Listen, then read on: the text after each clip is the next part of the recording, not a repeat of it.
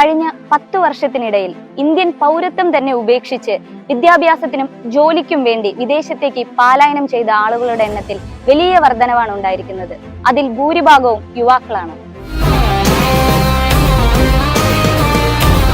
വിദ്യാഭ്യാസ യോഗ്യതയായി ബിരുദവും ബിരുദാനന്തര ബിരുദവും PhDയും നേടിയാലും തൊഴിലവസരം ഈ രാജ്യത്ത് ലഭിക്കില്ല എന്ന ധാരണയിലേക്ക് യുവജനങ്ങൾ എത്തിച്ചേർന്നിരിക്കുന്നു. ഇന്ത്യയിലുടനീളം ചെറുപ്പക്കാർ തൊഴിലന്വേഷകരാണ്. പൊതുപരീക്ഷയിൽ മികച്ച റാങ്ക് നേടിയ ഉദ്യോഗാർത്ഥികൾ തൊഴിലിനു വേണ്ടി തെരുവിൽ സമരത്തിലാണ്. 2 കോടി തൊഴിലവസരങ്ങൾ വാഗ്ദാനം നൽകി അധികാരത്തിലേറിയ മോദി സർക്കാർ ചരിത്രത്തിലെ ഏറ്റവും വലിയ തൊഴിലില്ലായ്മയാണ് രാജ്യത്ത് ഉണ്ടാക്കിയിരിക്കുന്നത്. യഥാർത്ഥത്തിൽ ഇവിടെ തൊഴിലവസരങ്ങൾ ഇല്ലാഞ്ഞിട്ടല്ല, സമയബന്ധിതമായി അപ്പോയിന്റ്മെന്റുകൾ നടക്കുന്നില്ല എന്നതാണ് പ്രധാനപ്പെട്ട പ്രശ്നം.